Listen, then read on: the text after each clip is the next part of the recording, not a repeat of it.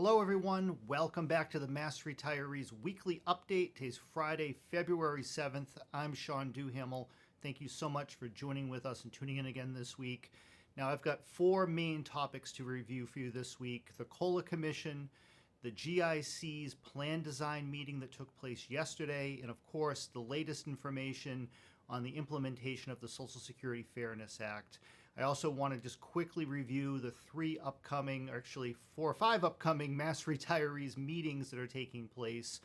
All of the details that I'm going to quickly run through in this video, or that you may read either on our Facebook page or our YouTube channel, are going to be contained in much greater detail in today's email message. Every Friday morning at 6 a.m., an email comes out under my name, goes to all Mass Retirees members. It is chock full of important news, information, detailed information on the various subject matters that we're talking about. That information goes directly to association members and association members only. But before I jump into just, again, a quick overview of what's going on this week, I just want to thank those of you who are new to Mass Retirees. Over the past month or so, we have had several hundred new members join our association in a quick period of time. Thank you so much for coming on board with us. I hope you are enjoying the information that you're getting from us so far. You should also be either you've already received or you will soon receive our newsletter, The Voice. That comes out several times a year, and it provides a greater overview of everything that's going on that you need to know about as a public retiree. Now, the weekly messages that this video is part of and the email that I referenced a moment ago, the weekly messages are designed to accomplish a few different things. First of all, to let you know what's happening that week or what's happening the following week, to keep you up to date on the most important breaking news relative to your life as a public retiree. We focus only on the issues that are of specific importance to public retirees. Nothing more, nothing less. Part of that is also taking a bit of a deeper dive into the specifics and trying to offer a plain, simple explanation as to what's going on. Because these issues and some of the jargon that's used can be complicated, it can be confusing, and we try to break through all that clutter and just give it to you straight. Now, in doing that, we take a more informal approach, whether it's these videos, which I typically shoot in one take.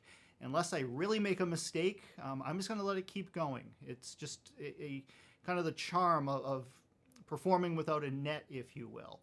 And in our written materials, particularly the email that comes to you, we strive to get the information factually correct, on point, again, breaking through all the clutter to give you an accurate viewpoint of what's going on. But from time to time, there's going to be a typo. There's going to be some type of a grammatical error or mistake. It's just part of the cost of doing business. And from our point of view, as long as we're getting the facts correct, I can live with the occasional or you may hear from me, or the occasional spelling mistake or typo or grammatical error that might be contained in the email. And for those of you who are retired educators or a current active teacher or higher education employee, please just give me a little bit of deference. We're going to make some mistakes along the way, and as long as we're getting the facts correct, that's the most important part of all of this. So let me jump into the news of the week. Let's start with the COLA Commission. We'll kind of take things in reverse order. Over the past week, the COLA Commission has met twice. Now, the COLA Commission is the creation of the legislature and Governor Healy, who responded to a specific request from our association to create a special commission on the COLA that's designed to get all of the key stakeholders together, our association along with 8 state officials, to figure out a path forward to improving the cost of living adjustment, whether it be the COLA base for state and teacher retirees that has not increased since 2012, or providing different funding options at the local level to make it a little bit easier for the 102 local systems and their local legislative bodies to work together to incrementally increase the base. Now, we've come a long way over the years in terms of the COLA, but we still have a long way to go. And unfortunately, due to the constraints of our pension funding schedule and the way that the systems have been developed and funded over the years, providing a COLA on the full pension, at least any time in the foreseeable future, isn't going to happen, unfortunately. The systems just were not designed to do so. And to suddenly change all that right now would force active employees to contribute a heck of a lot more money than what they're paying right now, as well as the government as the employer to pay more than what they're paying right now. However, that does not mean that we can't continue to make improvements, and improvements are well overdue, particularly when it comes to the state and teacher COLA base. So these are the things that the Commission is taking a close look at. Our association's president, Frank Valeri, represents both retirees and active employees on the Commission. He's our designee. He was appointed by Governor Healy. Frank last Friday gave a very detailed overview or presentation on the history of the COLA here in Massachusetts. How did it begin? What's happened over the years? And how do we end up with the current law in place and situation in place that we have today? On Tuesday of this week, the Commission met again, heard from the Public Employee Retirement Administration Commission, whose Executive Director, Bill Keefe, is the chairman of the Commission. The Commission heard from the PERAC actuary, John Borak, in terms of how the systems are funded, the different components that go into paying a COLA, as well as the costs and challenges of increasing the COLA base, and what it means also for retirees. If you retire at a $15,000 pension or a $30,000 pension or a $60,000 pension, how does the COLA help you keep up with inflation or not help you keep up with inflation, as the case may be? So the goal is to get all this information on the table and then begin to build recommendations of what can come next, what types of improvements are feasible moving forward. And of course, we want to do the best we can to improve the COLA base for both state and teacher retirees at the state level, as well as for municipal workers across the 102 local retirement systems. Now, in addition to the COLA base, a key focus of the Special Commission is also creating a brand new senior or enhanced COLA, as we've dubbed it. This approach is specifically geared toward long-term retirees. So folks who have been retired, say, for 15, 20, 25, 30 or more years. And because of the length of time that you've been out and the growth of active employee salaries and the growth of inflation, particularly in recent years, the buying power of your pension, as you well know, has become less and less. And the focus of an enhanced or senior COLA is to provide an additional COLA benefit above and beyond what's paid on a normal basis to long-term retirees to help you catch up a little bit. Now, on Tuesday, Erica Glaster, who is the recently retired executive director of the Mass Teachers Retirement System and is now a member of Mass Retirees. Thank you very much, Erica. Erica represents the MTRS on the Special Commission. Erica gave a great presentation of some options that exist and some examples of what's going on in other states such as Ohio and how they have approached this issue of providing an additional COLA benefit.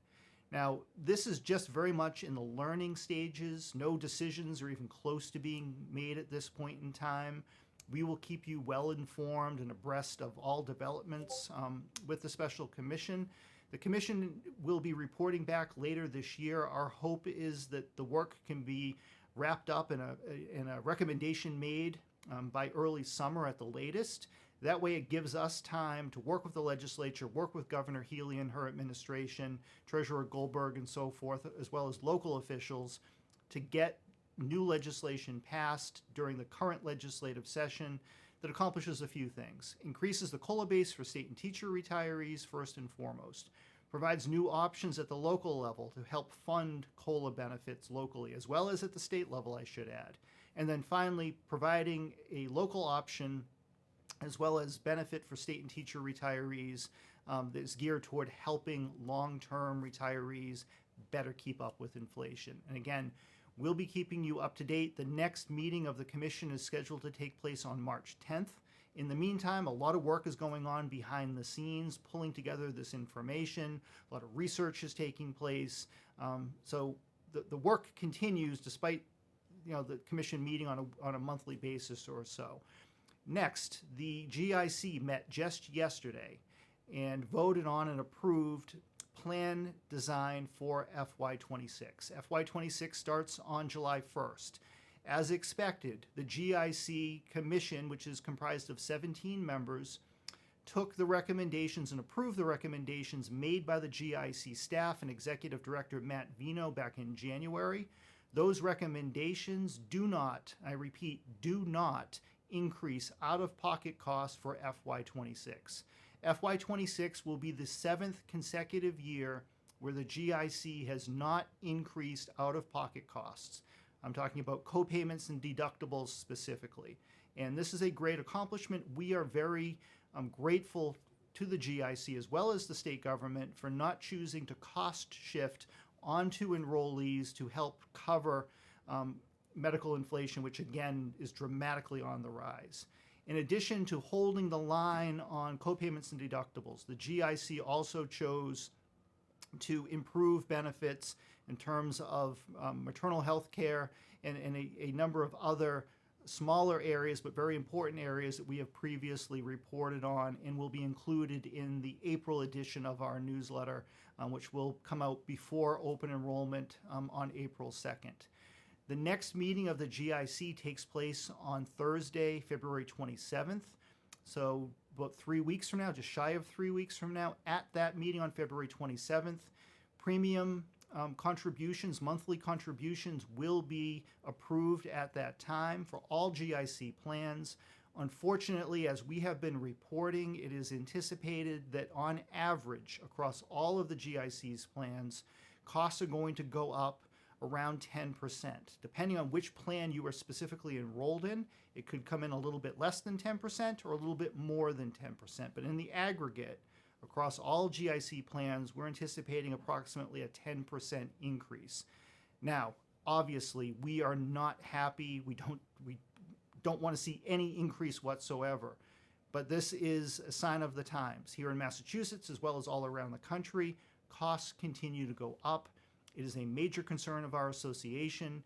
We continue to work closely with the GIC, with our friends at Blue Cross and Blue Shield, with our friends at WellPoint, because these issues don't only impact the GIC and enrollees under the state plan, but also at the municipal level as well. Now, thankfully, the rates are going up at both the municipal level, but particularly at the state level, below what we're seeing taking place in the private sector. Now, while that doesn't help things a lot, it could be a heck of a lot worse. But again, we are very concerned about any increases and what that does in terms of affordability when it comes to the ability of our members to access this very, very important benefit and get the medical care that you need. But just in terms of the approach, it is better to spread out those costs amongst everybody through premiums rather than addressing the situation by simply cost shifting with out-of-pocket costs, which would stack the deck against retirees, particularly retirees who are utilizing their health insurance more and be forced to pay higher copayments and possibly deductibles. We continue to work closely with the GIC on the issue of Medicare buy-in. For those of you who are a non-Medicare eligible retiree, that remains very much a work in progress, and my hope is that soon after rates are set and open enrollment begins, we'll be able to share more information of specific plans by the GIC to roll that out in the months ahead. But we're still a little bit away from being able to make that announcement. Now, finally, in terms of the implementation of the Social Security Fairness Act, this very much remains a work in progress. Social Security Administration released an updated directive last Friday, February 3rd. Within that directive, there wasn't a lot of new information available, unfortunately. Now, as we have been saying, if you are affected by the government pension offset, the GPO, which applies to spousal or survivor Social Security benefits, and you have been previously denied your benefit, not reduced, but outright denied because of the GPO. It's our understanding at this time that you can go ahead and apply for that benefit now, regardless of whether or not you're receiving half of your spouse's benefit if they're still alive, or if they've passed away. You are eligible now for 100% of what they would have been receiving through Social Security. So we have heard from a growing number of members who have had success contacting their local Social Security office, explaining that they want to apply for spousal or survivor benefits, being given an appointment time, which right now looks like it's running anywhere from 3 to 5 weeks out in the future. And we're starting to hear back from members already who have met with Social Security and will start to receive their spousal benefit or survivor benefit in the coming month or so. So this is good news, and we're very encouraged by this. Now, if you are someone who's affected by the WEP, or if you've had your spousal or survivor benefit reduced because of the GPO, unfortunately, at this time, all you can do is continue to wait for further information. There's nothing that you can or should do in the interim other than wait. Now, we've also been receiving a lot of questions and comments and concern from members about what they're seeing in the news and reading about in terms of the federal workforce and Elon Musk's Doge efforts, and what the impact of all of that may be on implementation of the Social Security Fairness Act and on Social Security in general. Now, first and foremost, the Social Security Fairness Act is the law of the land. It was passed by Congress, signed into law by President Biden. President Trump supported the passage of that law. However, even if he or Elon Musk or anyone wants to reverse that, they need to go back through the legislative process. Congress would have to repeal the new law and reinstate weapon GPO. There is absolutely no talk whatsoever, no speculation whatsoever of that happening. So even if the president, and again, there's no indication at all that he's even thinking about this, but even if he were to decide, I don't want to implement this, he has no choice. The courts would rule, the law is the law. It is no longer a matter of if you will receive your money, it's when. Now, the when is what's complicated. Some of the focus on reducing the federal workforce, whether it's through early retirements or buyouts or layoffs, those efforts also involve Social Security. And as we reported last week, Social Security is already short-staffed and underfunded. They need more people, not fewer. And any reduction in the Social Security workforce, particularly amongst seasoned, experienced Social Security workers, is going to delay the implementation of the Social Security Fairness Act. There's probably no way to get around that. It is what it is. Now, our hope is that at the end of the day, people think this through and understand the damage that can be done to this very important agency that our members depend heavily on, now more than ever, and that any attempts to reduce the federal workforce will hold Social Security harmless. Now, it remains to be seen what's going to come of these things. I know that the federal courts have put a hold on further steps in terms of some type of a so-called buyout. Hearing is taking place on Monday, but it's anyone's guess what's going to happen next. But what we do know is that you will get your money. The law is the law. It cannot be simply changed through executive order. It does not work that way. Even if some people choose to try to go down that road, it simply does not work that way. Our hope is that you will get your money sooner rather than later. As many of you have said in the calls that have come in or the comments on Facebook or emails directly to me, you've waited long enough. And yes, you have. And that's why we continue to do everything we possibly can to work with members of Congress from both parties to see that this gets implemented as soon as possible in the most efficient and quickest way that's possible.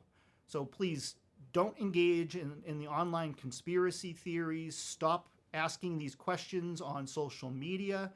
If we have something to report, we will tell you. Now, if you have specific questions about how this applies to you, and you're a member of our association, by all means, contact us. That's why we're here. But we don't want to engage in speculation or rumor spreading or any of that kind of stuff. That doesn't help anybody. So let's stick to the facts, let's stick to what we know, and then we'll go from there. Now, finally, on a very good note, happy note, our members, many of you have already received this in the mail. This is a 16-page special edition of our newsletter, The Voice. As you can see, Weapon GPO repealed. Nothing made me happier than being able to write that headline and get this newsletter out to our members, in addition to explaining what has taken place and explaining how it took place. The stars aligned and lightning struck after 41 years. The collective national effort finally succeeded in repealing Weapon GPO. We explain in our detailed analysis of how we believe that came to be. But we also lay out, as you can see here on the bottom, the history of all of this, starting way back in 1983 with President Reagan signing the Social Security Reform Act into law, and all the way up to January 5th of 2025 when President Biden repealed those laws. We talk about our association's work that has gone on and major milestones that have taken place along the years. We also provided or include a bunch of quotes from state and federal officials who we have worked closely with for decades in some cases to help finally get this done. So I hope you enjoy reading this as much as we enjoyed putting it together. On a personal note, it was a lot of fun going back through our archives, and we have archive newsletters going all the way back to the beginning in 1968, but going through all those old editions of The Voice, reading a lot of articles that I had written 25, 30 years ago, old pictures. It was a lot of fun, but it was also bittersweet because one of the things that struck both Frank Valeri and Bill Reary and myself is all the folks that we have lost along the way. Starting with Ralph White, our founder and president, who passed away a little bit over a year ago, to many other local officials, federal officials, just folks that really put their heart and soul into trying to correct this injustice. All I know is that they're looking down and smiling on us now from what we've been able to accomplish. However, and Ralph is right at the start, head of the line on this one, they also want us to stay focused on what comes next because our work is not done. Most likely it will never be done. There's always going to be something to do to improve the lives of the people that we represent, which is all of you. So with that, I'm going to sign off for this week. Contained in today's email message is a list of our upcoming meetings. We have 3 area meetings scheduled in February, March, and April, as well as a teletown hall featuring U.S. Senator Ed Markey taking place in March. So those details are in our newsletter, as well as in today's email message that went out to all Mass Retirees members at 6 a.m. Friday morning. Take care, everybody. Bye-bye.